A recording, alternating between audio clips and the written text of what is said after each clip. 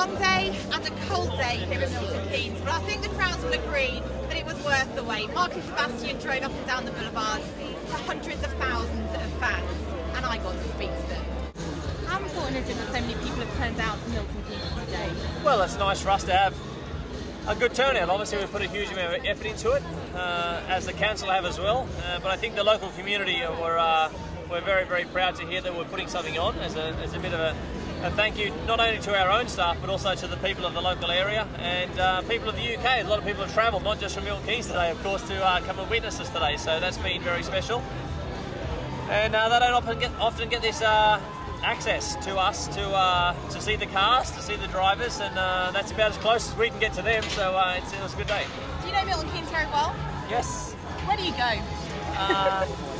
Well, in terms of, there's some good restaurants here, and it depends what sort of nightlife you're into. But you know, there's a bit of that going on as well, and I think it's it's a nice sort of family community here. Lots of surrounding villages are very, very nice as well. So I hear it's your Christmas party tonight. You're going to be letting your hair down. I'm driving there, so we'll see if I drive home. So yes, it's great to be able to spend it with the team, and sort of have like you say, let our hair down after such a, when the pressure's on. When we work hard. These guys work incredibly hard, and to win at this level, you've got to really donate all of your efforts to get the results. So every member of staff does that. So tonight, for sure, we can unwind a bit. Was it weird driving a Formula 1 car down a 30-mile-an-hour road? Yes, it was, but we've done this a little bit around the world in different locations, and it works very, very well. I think that to have, as I said, the people this close to the cars, this close to the drivers, we cannot do it any closer than this. So for us to be able to drive the cars pretty quick is an experience for them that they won't always get if they can't go to the racetrack. And lastly, if you could say anything to your fans that support you, what would it be?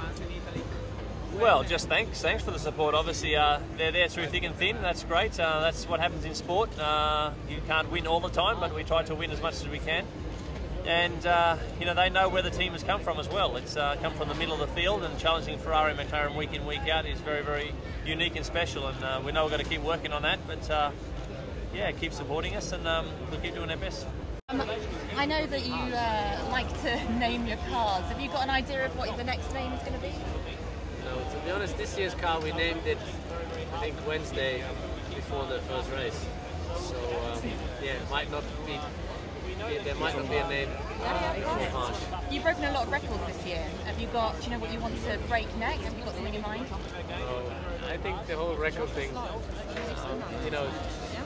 I didn't start it. It's people coming to me and telling me that you've done this and that, which is nice, I have to say. But it's not really the target when I step into the car. There's a certain record that I want to break. And what have you enjoyed about today? Well, I think simply the fact to go out and enjoy myself, and also entertain the crowd. I think the atmosphere was very, very special. Despite the fact there's only a few days to Christmas, they came here rather than to do their Christmas shopping. Despite the fact it was quite cold,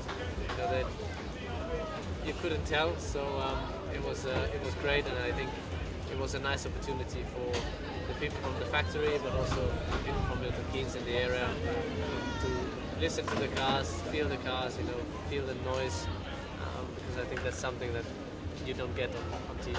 Yeah, having had such a good season, do you feel like there's pressure next year? I think there's always pressure, expectations, etc. But I think when we go out racing, then we want to do our best. And if we have a great car like we had in the previous years, our target is to win. So we don't need people reminding us what should be our target.